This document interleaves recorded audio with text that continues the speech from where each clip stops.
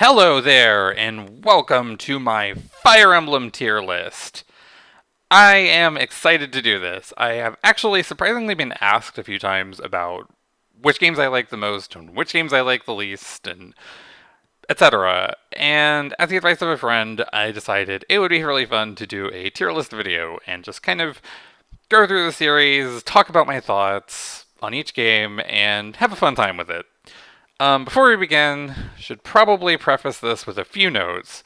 First, after a lot of thought, I've decided not to tier the original Fire Emblem 1, 2, and 3. Each of those games has a remake already. I've played the remakes a lot more than the originals. I have actually played all of the originals, but it feels kind of unfair to tier them when a lot of my experience with them is just kind of playing them for a few minutes and saying, this feels kind of dated, and I would rather play the remakes instead.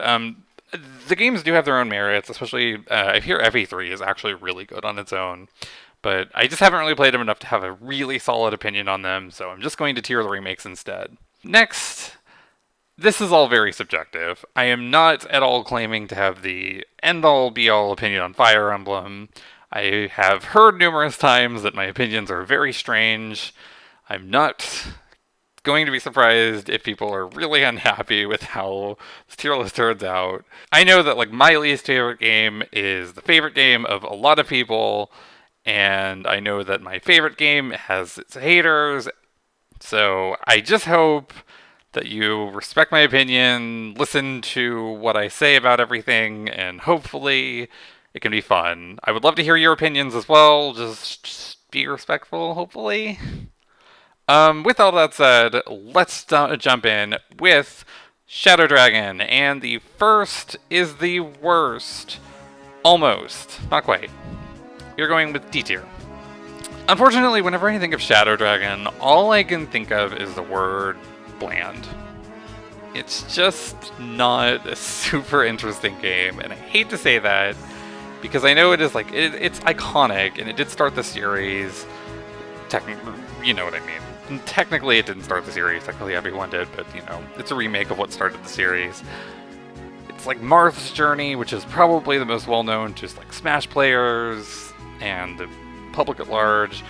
Unfortunately, I just don't find it that interesting. When it comes to Shadow Dragon, the story's not very exciting. It's kind of just the standard Fire Emblem fare. There's a dragon, he's mean, let's go beat him up.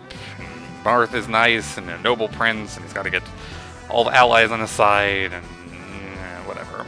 The characters don't really get much dialogue outside of just a few quotes here and there, and there's not really much to say about most of the cast.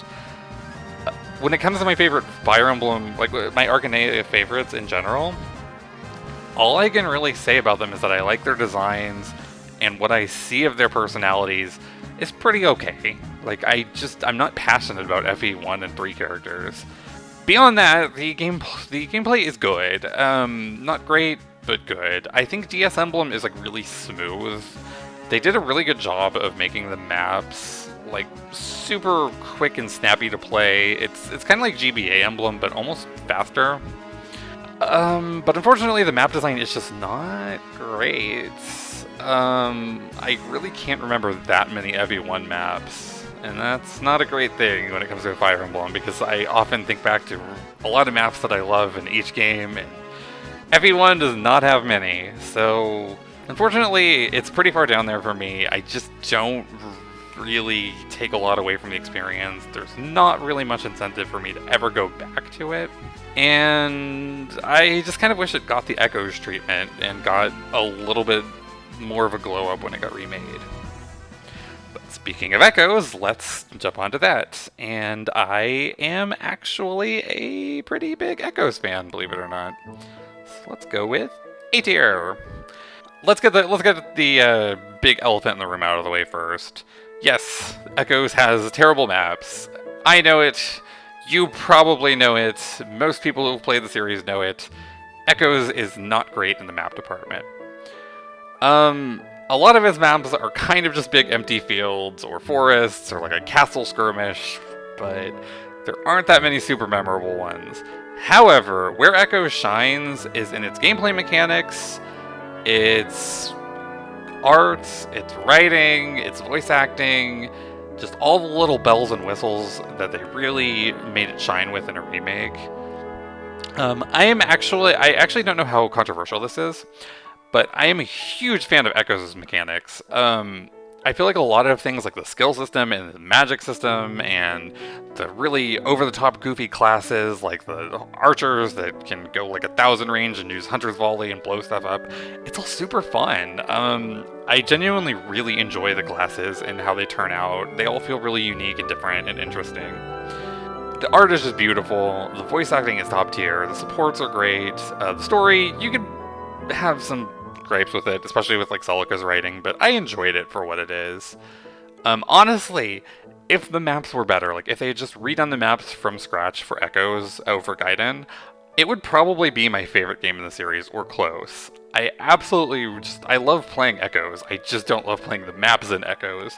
And that's a problem. That's enough to knock it down to A tier instead of what would be a pretty easy S tier otherwise. So, I love it, but I can't deny that the maps are just not amazing. If you ask me to name like my favorite Echoes maps, I like the end of Act 1, the like Castle Siege one. That one's pretty cool, and like, yeah, that's about all I've got. God, I can't think of that many Echoes maps that I like, and I can think of a lot that I don't like all of the swamp maps. So, you know. Okay, let's move on to FE3, or FE12 in this case. It suffers from a lot of the same problems that Shadow Dragon does, in that its writing is really not great. To its credit, they tried in New Mystery. They added Chris, and a whole new scenario along with Chris, a whole subplot with a lot of assassins, some supports. They did honestly try. Unfortunately, I despise Chris. Chris is probably my least favorite character in the entire series. I find Chris to be the ultimate Mary Sue or Gary Stu, depending on the gender of Chris that you pick. I don't like them. I am just not super fond of it, and unfortunately that kind of carries over and hurts the characterization of all of the cast yet again. And all of the supports that Chris has, you basically pick a trait that a character has. Like, Ryan is a younger brother, and so Chris is like the ultimate older brother, in my case, because I played male Chris. And at the end, Ryan makes Chris the honorary older sibling, and it's like, yay, Chris is so perfect, except they're kind of bad at cooking, but otherwise they're absolutely perfect. And they steal the spotlight all the time. Okay, let's get that aside. I don't like Chris. I do think that the maps are a lot more interesting than Shadow Dragons are. And that's a huge step up. I do think it keeps the same snappy DS gameplay that Shadow Dragon has. It's like, if I were to pick one of the two to just like, if I were to like sit down and pick a Fire Emblem to play, I would probably pick New Mystery over Shadow Dragon any day of the week. Just in general, I find it to be a much more interesting game. It does have a lot of the same problems, unfortunately. I could probably recite a lot of Shadow Dragon's problems again. But I do think that New Mystery has more interesting maps and a little bit more characterization. The Assassin's plot's pretty good. I like that what they did with that. It's a pretty good game. Not my favorite, but pretty middle of the road, I think. And let's get to the elephant in the room, or one of the numerous elephants in the room. It's Genealogy of the Holy War. This is a toughie, but I think I'm going to go with B tier. I loved playing Genealogy once. I had fun playing Genealogy once. Do I ever want to play Genealogy again? No. Genealogy is infamous for having absolutely massive maps. They're huge, they're sprawling, they take hours at a time, and it's kind of a good thing and a bad thing. It does give you an awesome sense of scale, and it does traverse the entire continent in a really awesome way. Like, you can connect all of the maps in the game into a world map of Jugdral, and that's cool. I love it. The game has a really ambitious story. I actually think the cast is pretty memorable for its age. Like, obviously there's not a lot of dialogue there, but I remember a lot of the cast pretty well, and I like a lot of the characters. It's just really tedious to play, and I enjoy playing it once, but whenever I think about ever playing it, like, the first time I played Genealogy, the very first time I played it, my save file got deleted. And it took me years to even want to try it again. And the second time I beat it was about 4 or 5 years ago at this point. I just still don't want to play that game again. I think about playing it and I'm like, oh my gosh, it takes so long. Like, especially if you use infantry units or oh my gosh, armor units. Jeez. It's going to take you hours to get through those maps. And it's just kind of really tedious to play at times, and I really hate to say that because I think it's a really well-made game.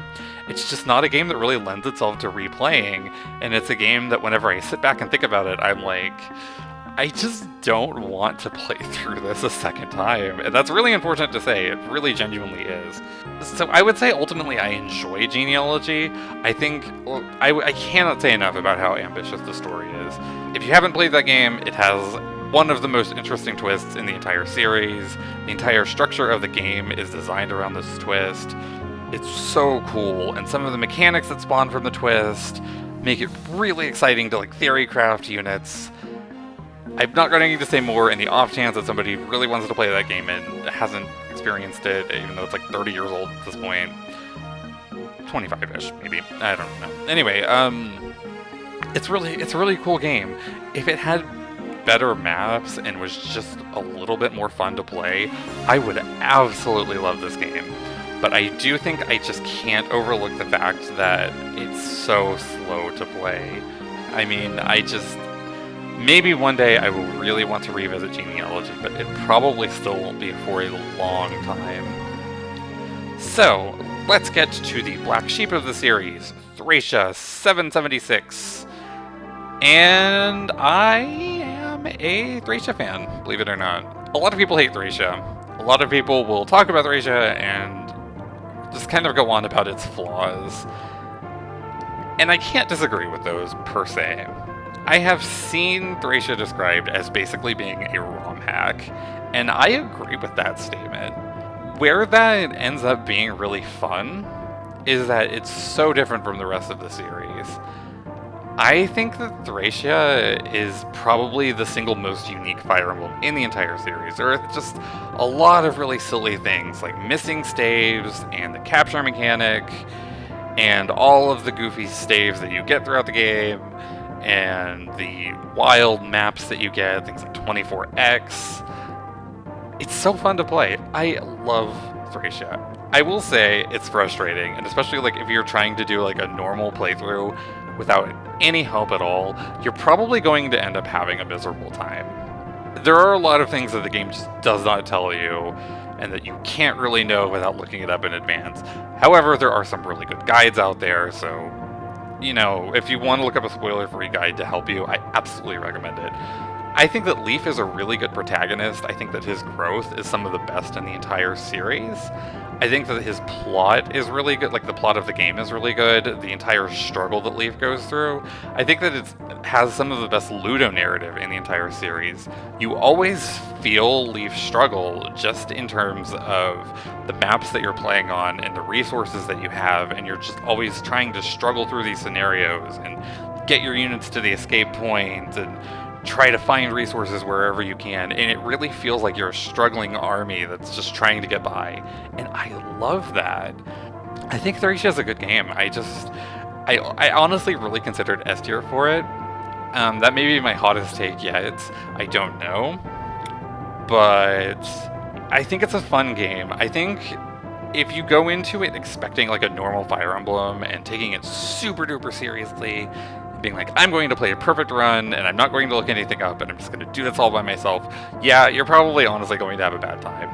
But if you go into the game understanding what it is, and understanding all of its strange little intricacies, and just enjoying it for what it is, you're honestly probably going to find one of the most unique and interesting experiences in the entire series.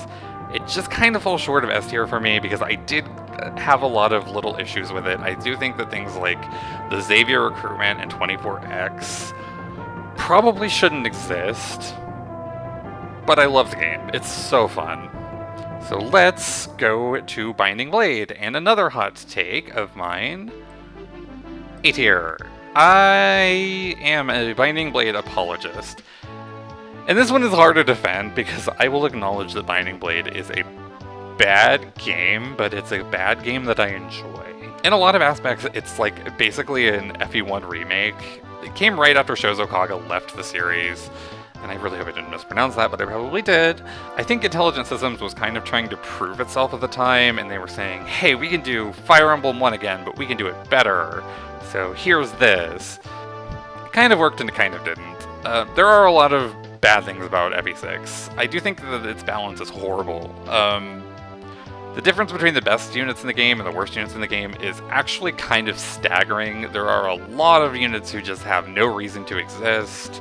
Things like the thrones affecting hit rates. It gets really frustrating to take down some bosses, especially on hard mode, and you can actually, if you get really unlucky, you might actually get soft locked by just how wild some of the bosses are. I mean, you could probably find a solution, but like, it's going to take more effort than should realistically be expected of just playing through the game normally.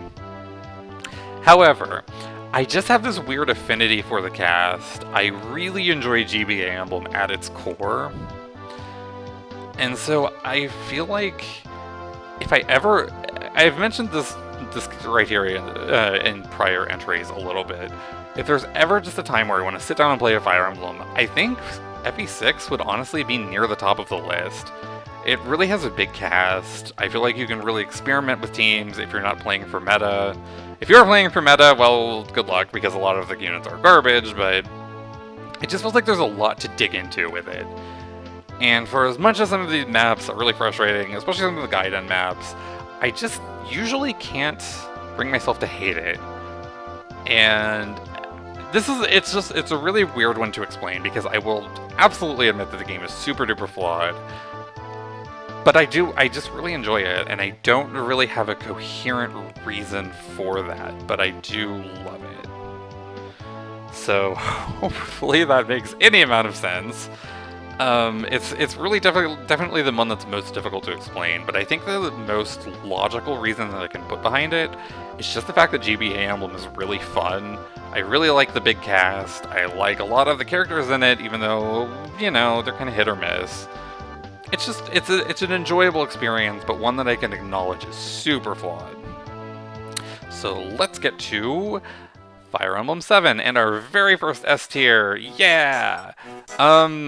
This will come up a number of times, aka 3 times, but I am a huge fan of GBA Emblem. Shocker, considering I just said that. I think that this, like, in general, whenever I think of Game Boy Advance Fire Emblem, I think of really super tight and snappy gameplay. I think of the really beautiful sprite work. I think of solid map design. I don't know if that has to do with it being portable for the first time or if it's just incidental, but it works. I love FE7. Admittedly, there is a nostalgia factor there. Like a lot of Western players, FE7 was my very first game, so I can admit my bias on that front, but I just don't have much to fault with it. When I think of like the quintessential core Fire Emblem experience, I always think of FE7 first, because it's one of the Fire Emblem games that has the least amount of gimmicks in it. It feels like just core, really good Fire Emblem, really tight across the board. A pretty good plot. Admittedly, it has some holes, which may or may not have to do with translation errors. That's like a whole can of worms. It has a great cast, probably one of my favorites in the entire series, especially Dart and Sarah. Huge fan of those two. All of its difficulty modes are pretty balanced. I will mildly dock Hector hard mode slightly for capping your deployment slots. Not a fan of that, admittedly, but just in general. And again, this is probably because it's my very first Fire Emblem, so let me, again, reinforce the fact that I am biased here, and I will definitely openly admit that. But it definitely feels like the Fire Emblem experience to me. There aren't that many gimmicks to it. It's just simple, straightforward Fire Emblem fun. It works well, and I love it. And Sacred Stones, another S tier. Shocker. Like I have said twice already, I love GBA Emblem. Shocker, I just said it twice. I know, your mind is blown right now. I do think that Sacred Stones has a reputation for being easy, and I do think it has earned that reputation, and I do think that's something to fault with it. The game gives you too many tools for the type of game that it is, and it's too easy to break. Seth alone will just carry the game for you, even on hard. There aren't that many maps that can realistically shut Seth down. Things like Summoner, kind of broken. The game needed to be more difficult for what it is. I did an Ironman of it. It was my first ever Ironman. It went pretty well. I had a few deaths here and there, but I didn't really actively struggle on that many points. And I kind of wish that it had just one higher difficulty mode. However, it does have the GBA Emblem gameplay that I have just absolutely talked about loving in 2 prior entries, and it does it perfectly. I think it's absolutely it pretty much smooths over any small issues that I might have had with the other games. It adds little touches here and there, like the route split, which makes it super duper replayable. I absolutely love the fact that there are 2 different routes, and you can replay the game and have different experience each time. Pretty much the entire mid-game is different between each route. And I do like things like branched promotions, even though they're a little bit lopsided on average. There are usually better options. But it's just fun to have that little bit of extra variety that you can pick on any given run. Considering that even if you use the same characters, they can turn out differently depending on whether or not you use different classes. And you can mix and match, and you can choose different classes. Like if you think, hey, this game I want to use different classes that I've never used before, you can use the same cast and do it. And that makes it probably the most replayable Fire Emblem in my opinion, or experience, whatever. And I think that that's a really good point in its favor. If I can just go back and pick up this Fire Emblem anytime, that's a huge point for it. I really don't have that many flaws. I love its cast, I love its plot, I love pretty much everything except for the fact that it's really easy, and that does kind of knock it down just a little bit for me. However, I am a huge GBA Emblem apologist if it's not already clear by the fact that they have ended up in my S tier and my A tier.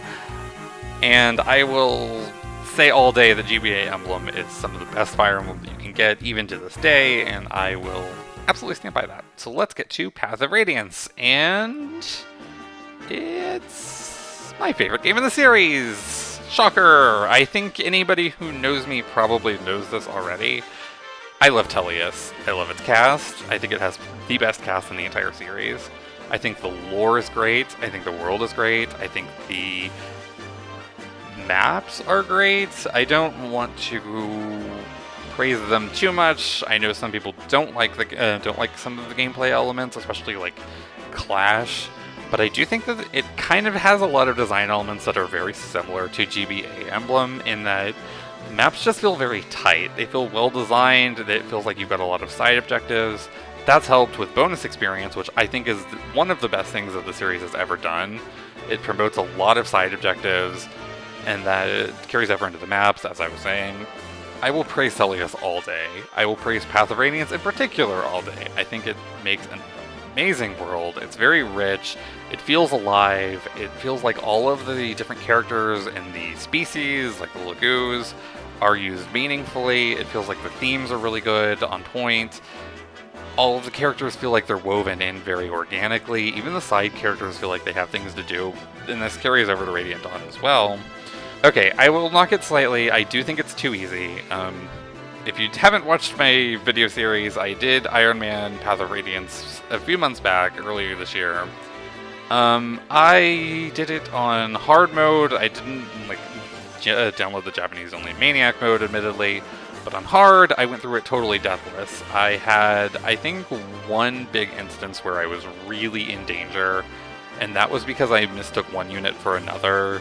and I just didn't double check, and I put a unit who probably should have died. I don't know how she didn't to this day, but I put her in danger, and yeah. But it is worth pointing out that the game is pretty easy. I don't think I've ever really struggled on POR hard. Maybe on some of the like survive maps, but that's beside the point. I love the game. I could probably replay that game forever and always love it. I think every single part of the game just works for me. And I am a huge fan of story in games. Some of my favorite games ever are visual novels. And I think a game like Fire Emblem is not known for its plot. Let's be real. Let's just admit that. A Fire Emblem that can weave a really compelling world at the same time as having really good gameplay is going to be tops for me, and that is a huge reason why I love Path of Radiance so much. If you haven't played it, I absolutely recommend it all day up and down. I just absolutely love it. So, lest I go on for too long, let us get to Radiant Dawn, the sequel, and hot take time. Second favorite game of the series. A lot of the things that I just said about Path of Radiance also apply to Radiant Dawn. I think that the story mostly holds up. It holds up until about the 3/4 mark, where it kind of starts to fall apart a little bit. But I think it follows up on POR in a really interesting way. And I think that, like, taking the perspective of a nation that you defeated in the previous game and making it a major focal point, and how the people of the nation recover and, you know, hold animosity towards the nation that invaded them, even though they were objectively in the wrong in the previous game. I think it's a really interesting take. I loved seeing, like, Dan in POR is basically just that really evil nation where the tuba music always plays, and there are all these mean people, and they're kind of mean to the Lagos, and taking that and making it a big part of the focus, and just having it, like, seeing their perspective, and seeing them try to rebuild and fix things, and seeing that they aren't all these evil tuba-playing people. It's just really cool. And I love the sense of scope in the game. It expands over the course of about 3 armies, kind of 4, kind of 5, there are a few little smaller groups here and there, but for the most part it's about 3 armies. And I love, like, switching the perspective back and forth, and I think it's a really cool idea to just see the events of the game unfold as you go through it, and, like, getting to revisit all these characters and seeing how they've evolved. Like, one of my favorites is Khalil. Like, in Path of Radiance, she's this, like, haughty, arrogant chick, and then in Radiant Dawn, she's learned some humility, and she has a daughter, and she's more grounded, but she's the same, but she's evolved, and that kind of character development is just so good. However, unfortunately, things start to fall apart around the 3/4 mark, where you get things like the Blood Pact, which just feels really cheap as far as motivation goes. You get really cheap motivations as far as, like, uniting all of the armies into one big group. It just didn't really land for me, and I do think it kind of starts falling to pieces. As far as the gameplay goes, I've kind of only talked about the story, so, you know, good job. As far as the gameplay goes, I think it's good. I will admit that it has some flaws here and there, namely that the balance is so bad in that game. There are so many units that are just never worth using unless you just love them or want to meme with them or whatever. Like, the difference between top and bottom tier is probably some of the biggest that it is in the entire series. The sheer scope of the game does make it kind of bloated. That really starts to show itself at the end of the game in part 4, where the game really wants to, like, kind of spin its own wheels. And since you have this giant army that you're splitting into groups, and you're really, like, unleashing all these powerhouses you've been training up, the game makes these huge maps for them to go wild in. I kind of like that element. I like getting to go to my little victory lap and go wild, but I will admit that it gets kind of too big for its own good at times. The game is very long, and usually by the end of it I am kind of wanting it to be done, even though I love the game. So, ultimately, I think it's a really good game. I just think it has a few flaws. I think it kind of got too ambitious for its own good, unfortunately. I will praise it all day, but I will also openly admit its faults. And I think if those got ironed out a little bit somehow, it would probably overtake POR as my favorite game of the series, because I think it has so much good stuff going for it.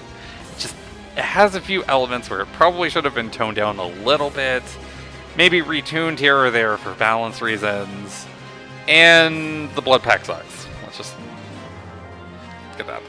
So, now that we have talked about Tellius, let's go to Awakening. It's also my favorite. It's dropping. Oh.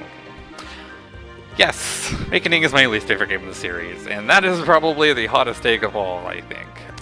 I very recently rebeat Awakening on the channel. I did a full semi-Iron Man. I can't call it a full Iron Man because I did get a game over at one point and I didn't reset for it. Fortunately, it's not technically a full Iron Man, but I otherwise followed the rules of an Iron Man. I rebeat it with the purpose of trying to reevaluate it and try to find some good points where I had previously not found them. And unfortunately, I kind of came out of the experience liking it less than I did before. Let me start with the positives. I think that the plot is good. I think it's ambitious, albeit in a slightly redundant way. It kind of does a lot of the same things that Genealogy does, but to a lesser scale. I'm really trying to think of another positive to say about it, but I really can't think of much. Okay, let's get to the negatives. I don't think this game was ever playtested. I think that the hard things about Awakening are too hard. Things like same turn reinforcements that will just pop out and kill you. Things like the waves of enemies that just run at you. Things like the stat balls and things like random skills like counter and advantage that can appear on enemies if you just get unlucky. And the things that are too good are way too good. Things like Pair Up and Nosferatu and reclassing and second sealing and all of that stuff. It just feels like, okay, let me again kind of go back to an anecdote as far as my own personal experiences. I tried to use a full army and play Awakening like a full, normal Fire Emblem experience, where I'm using all of my units and I'm having a fun time. What happened is that Crom outstatted all of the enemies, and I lost some units to same turn reinforcements, and it eventually just set in that I had absolutely no incentive to ever use anybody else, and I beat most of the rest of the game with just Crom and Lucina paired up. And it's really unfortunate, because I didn't want to play the game that way, but it just pushed me into it with like just the swarms of enemies and all the same turn reinforcements. It felt like I was more compelled to just use giant stat balls that are paired up over trying to use all of my units equally. And that's just not how I enjoy playing Fire Emblem. I also think that the barracks mechanic is too broken for what it is. It feels almost like a gacha in that I can log in daily and get a shot at something like Celica's Gale, which will tear the game in pieces, and I don't like that. It felt like my strategies mattered less than things like overstatting, getting lucky with like my barracks logins, and knowing where the same turn reinforcements are going to be. So unfortunately, where I tried to fix my opinion of Awakening and like it more, I ended up kind of liking it less than I did the first time. And it was already my least favorite game in the series before that, I'm going to be frank. I also think that, in general, 3DS Emblem has a big problem of really anime character writing, where characters just feel kind of one note and super over the top. Granted, I'm not going to say that the rest of the series is like the best written stuff ever, but I do think that the 3DS games feel very over the top anime, and it's in a way that I don't really love. I don't have a lot of characters that I actively love from Awakening, and it's kind of hurts my opinion of it as well. Like, when I was thinking of units that I wanted to use, I only came up with a few before I was kind of just like, yeah, I'll just use whoever, I don't really care. Like, this cast is like whatever to me. I also think that the map design is not good. That kind of ties in with a lot of what I was saying earlier, but it is worth pointing out, a lot of Awakening maps are really just big empty fields where enemies run at you and you either outstat them and win, or you don't outstat them and you lose. And it feels like there's just not there's not really much as far as tight map design or cohesion or side objectives aside from the occasional bits of treasure or something. And all of that comes together into a game that I just don't really enjoy that much. I hate to say it, but by the time I finished my Awakening run recently, I was very burnt out on the game. I didn't particularly want to play it. I was very frustrated. I was very just kind of over it. I wasn't really enjoying having Crom just run through the levels. It wasn't really engaging to play. I'm sure it wasn't engaging to watch. So it just didn't really land for me. And unfortunately, it just doesn't... the whole game doesn't really work for me. And I hate to say that because I know people love Awakening. But I hate a lot of the things that it does. And I just don't think it really comes together for me in particular. So I have to put it as my least favorite. I know that's a hot take. I know people will be upset with that because there are a lot of Awakening fans, and I totally respect your opinion. If you love Awakening and it's your favorite game in the series, more power to you. You are valid. Don't let me ever tell you otherwise, but it just doesn't work for me. So let's move on to Fates. We're going to start with Birthright, and it's kind of just Awakening Plus. For better or worse, I feel like Birthright tried to be Awakening, but better, and I do think it kind of worked. I do like a lot of the Fates cast more than the Awakening cast, and that applies to all three routes of Fates. I think the plot is not good. That's a little bit of an understatement. Side note, I'm slowly working on a video about rewriting the Fates plot because I think it's so bad. However, I think the gameplay is generally it's a big step up from Awakening. It feels like a lot of the things that were in Awakening were taken and retooled and improved. Pair-up is less broken. There are a lot of elements that feel less oppressive and less broken on both sides for both armies. Here's my thing with Fates Birthright versus Awakening. If I will again use the metric of if I sit down and I want to play Fire Emblem and I look at the entire series, I will always pick Birthright over Awakening.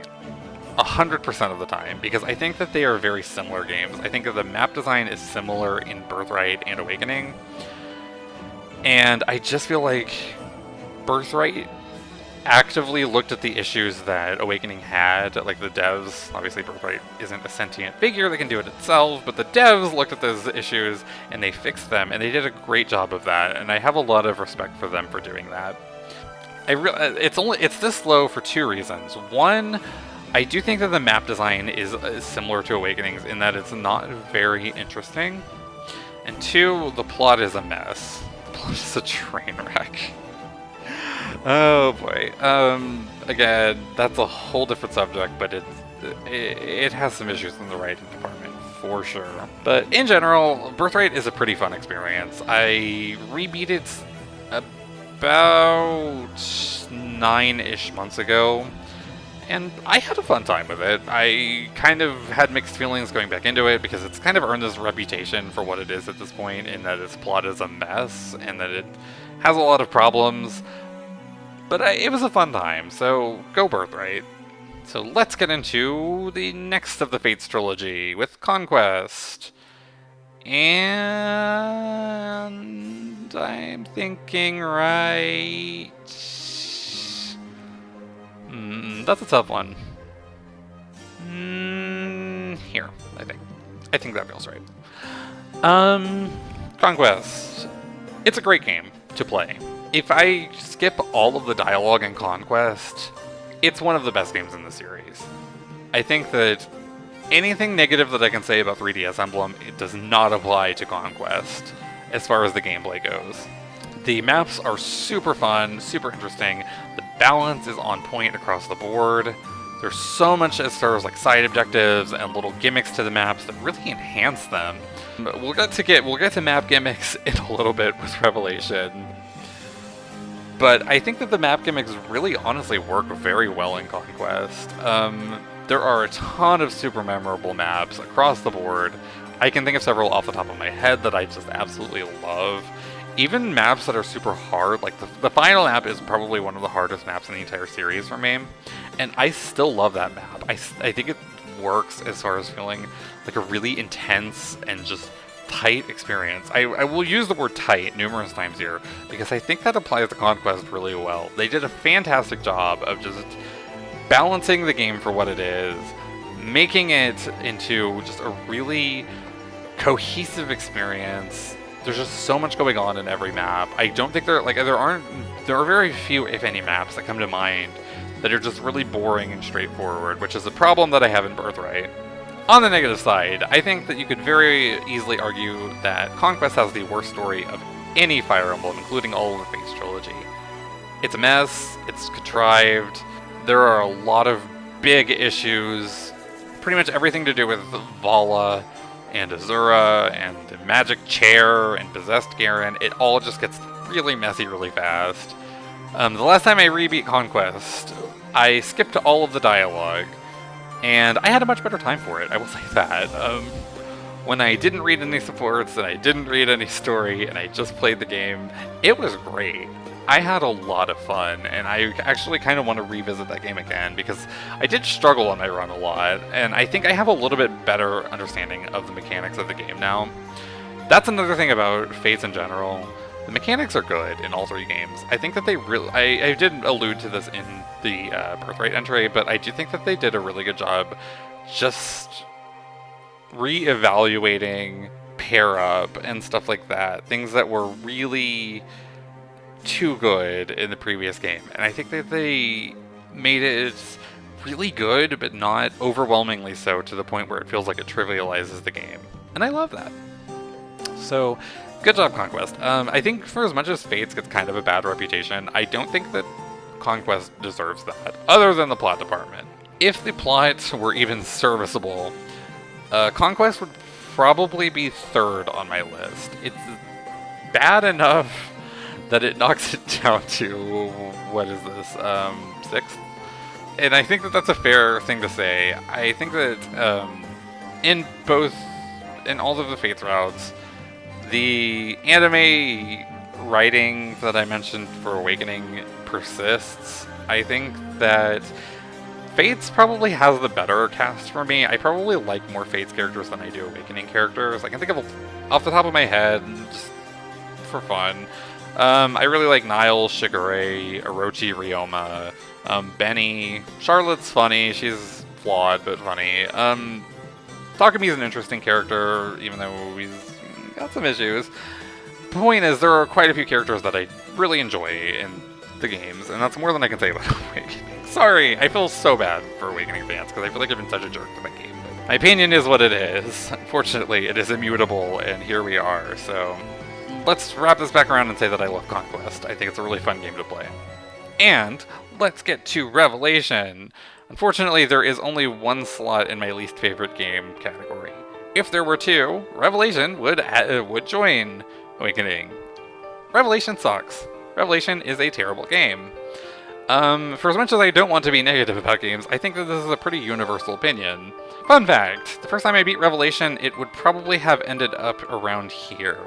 I actually really liked it the first time.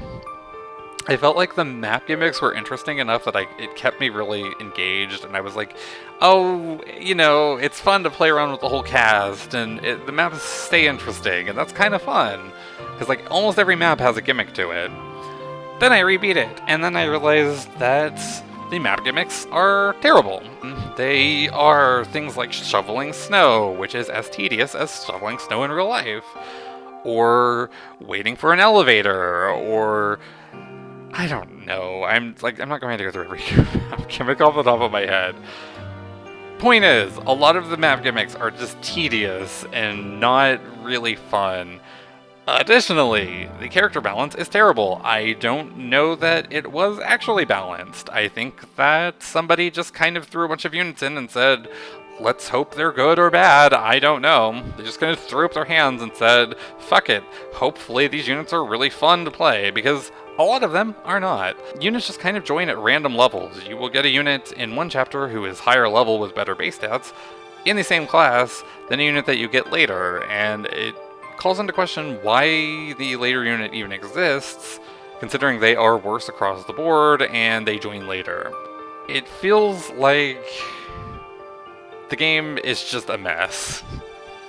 The plot is messy. It does give you the answers, kind of. It admittedly saves some of those back for DLC, which is paid, so, you know, if you want to get the full plot, you have to pay extra money, apart from the, like, $90 or whatever. The game is... No, wait, no, it's $70 $70 that the game is already charging you to play all of these routes.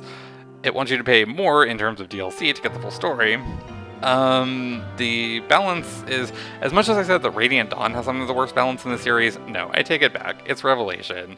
Revelation has a bunch of completely worthless units that will never really amount to anything, and even with favoritism are objectively inferior to other units that you could get. The positives to Revelation that save it from being my least favorite. One, I do actually think that the child mechanics are at their most interesting in Revelation for Fates, because you can make all of these broken pairings, and that is kind of fun. I do think that some of the map gimmicks are hated a little bit too much. As much as things like waiting for the elevator, which I actually mentioned myself, are kind of bashed, I can see the intent behind some of them. Like, the elevator map is meant to gate off your units, and you're supposed to divide and conquer and figure out which units you're going to send in first, and you're going to have to split your army into pieces. Though that's largely mitigated by pair-up, but I digress. That's probably too specific to be mentioning here. There are some good maps in there, but not many. By and large, I think that Revelation is just... it's a mess. It's just... the plot goes off the rails. I think that everything about Revelation is just such a disaster, and I could talk all day about the character balance. I would have to, like, actually look at specifics again to really get into it, but I don't know how it was balanced, but they needed to really take another crack at it because it didn't end up working.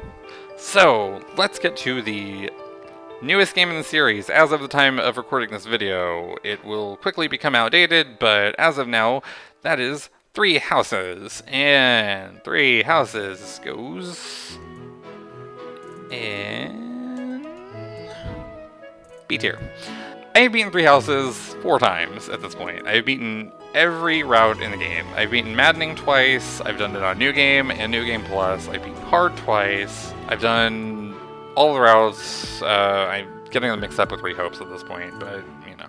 My opinion has changed a lot on Three Houses over time. At first, it genuinely probably would have been S tier. As it went on, it probably would have dropped to low C tier, and now I kind of put it in mid B. The conclusion that I've reached about Three Houses, after beating every route and the DLC, is that it's a game that really tried, but it gets in its own way too much for its own good.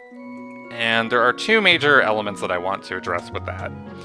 First is the fact that it wants to be replayed. It has 4 routes, 3 that are advertised, 1 that's hidden, and that kind of naturally pushes the player to want to beat all of them to get the full story and see all the characters and etc. The problem is that it has a lot of things that really disincentivize replaying it.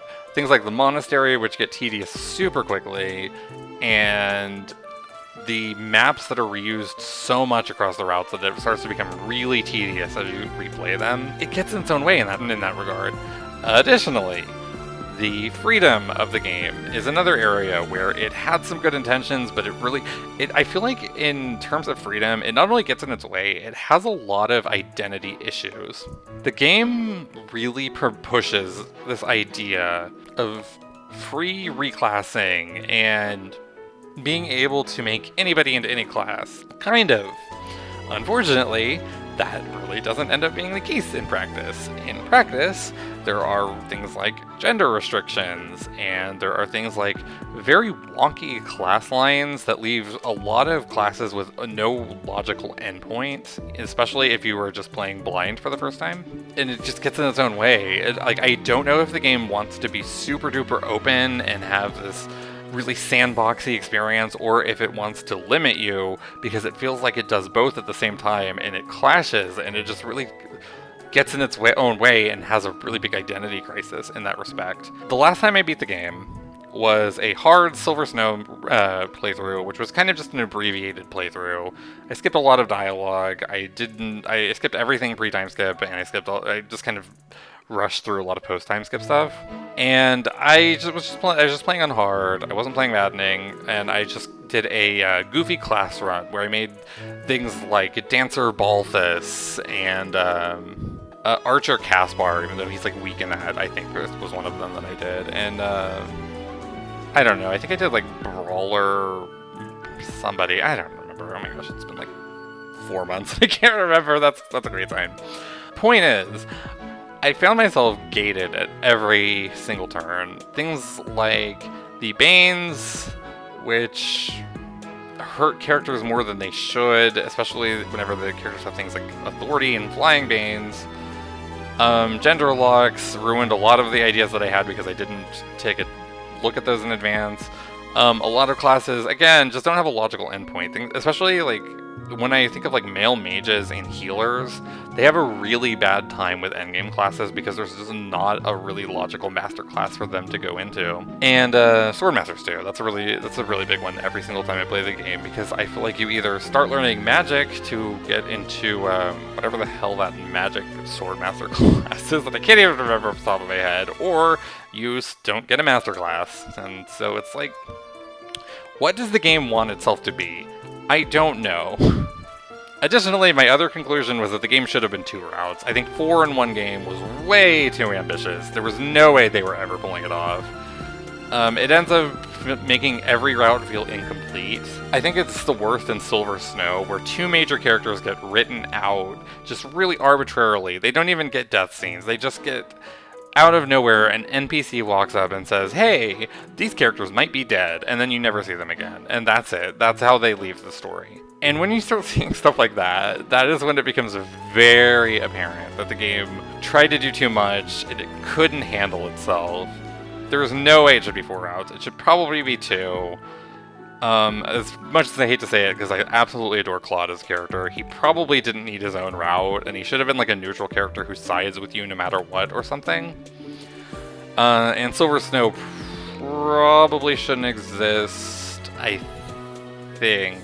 But I also don't like the idea of canonizing Edelgard Blaze, whatever the hell that route is. I'm getting them mixed up with Three Hopes, I'm sorry. Anyway, what Three Houses ends up being for me is a game that is pretty fun to play, but it is a game that needed more maps, it needed less repetition, it needed to either have more linear classes or have the class system be totally free instead of being what it is.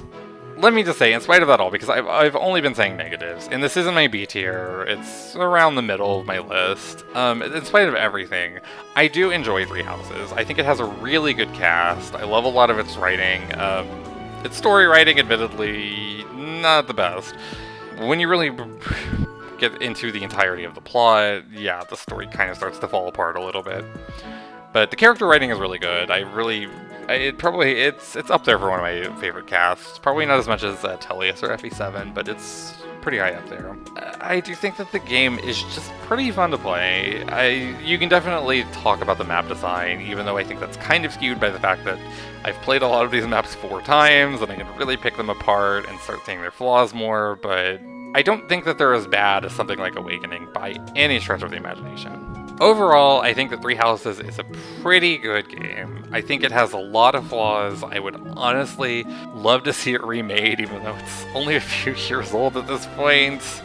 I honestly think that it could have shined with more polish and more direction, but it doesn't have those, and it ends up being a super duper flawed game for me in the grand scheme of things, even though I do enjoy a lot of what it is. Just as an aside, the tier list maker that I chose does not have any entries for the spin-off games, which are Heroes, Warriors, Warriors 3 Hopes, and TMS. I haven't played TMS, but I did consider tiering the other 3, the 2 Warriors games and Heroes. I'll just briefly talk about them for the hell of it. If I were to tier them, I think Warriors 1 would end up roughly in low B or high C tier. I think it's a fun game. Warriors gameplay is naturally kind of mindless and grindy. Warriors 1 had some really egregious practices with DLC that I really didn't like, in terms of having characters that were fully functional in the game, but they made you pay for them, and which were totally reskins of existing characters without any real identifying features. That was a big issue for me. I also feel like the story was horrible.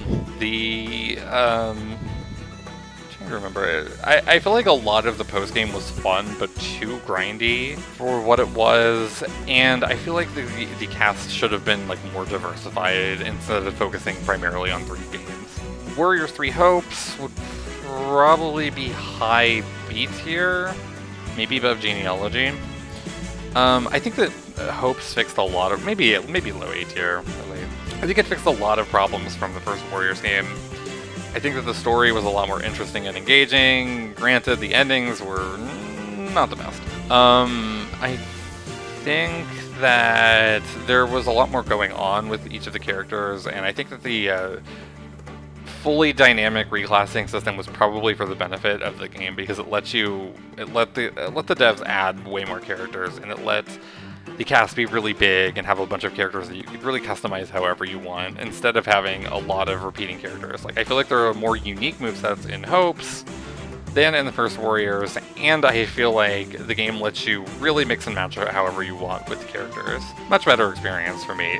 The only big flaw is that it doesn't really have much of a post game, and there were some characters that were omitted that feel really weird being omitted, but whatever. And last but not least is Heroes.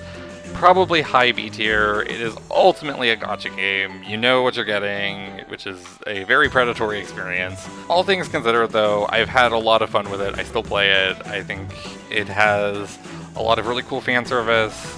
It's got an okay story overall. I think Alphonse has become a really compelling character in particular. I think if it were a mainline game with the full story and with the entire roster of characters in the series somehow available, it would be great. But I will always kind of have to hold it back a little bit for gacha mechanics. I have had bad experiences with gacha. I still have bad experiences with gacha. About an hour prior to recording this video, I had a bad experience with the gacha where I got really unlucky, so, thanks, Heroes. I think that wraps it up. I think that is every game in the series, and I briefly talked about the spin-offs, but I didn't officially tier them, but if you really wanted to know where my opinions on those lie, there you go. So, hopefully that was interesting to watch. I had fun recording it. I had fun just talking about my thoughts on each game, even though I probably got a little bit redundant in some respects in terms of what I like and dislike about each game. But it was, I don't even know how long, about an hour of me just talking to myself. Probably less whenever I edit it down a little bit, but, I am 100% sure that this is not everybody's list. I am sure that some people will skip to this point, look at the list, and say, wow, this person is an absolute dumbass. I expect it. I welcome it. I just hope that you will be respectful. If your list is the same as mine, except totally flipped on its head, and you hate all the games I like, and you like all the games I hate, that is valid.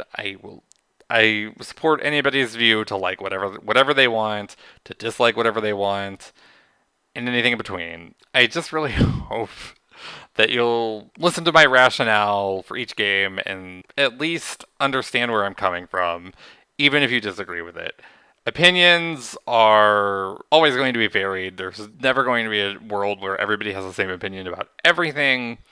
So I just really hope that, if nothing else, it was an entertaining thing to listen to for an hour, and that you can respect the rationale that I have for putting each game where it is. I hope that I justified them all adequately. I feel like I had a pretty good list of pros and cons for each game, and I hope that it was interesting. I can only say that so many times, but it remains the case. I hope that it was interesting.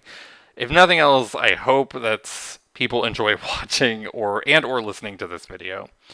If you watched it all and enjoyed it, please absolutely feel free to like or subscribe or share. I can't imagine too many people got all the way to the hour mark, but if you did, I appreciate the hell out of it. You are awesome. I really, really love you for watching all of my goofy opinions about this series. Just thank you so much.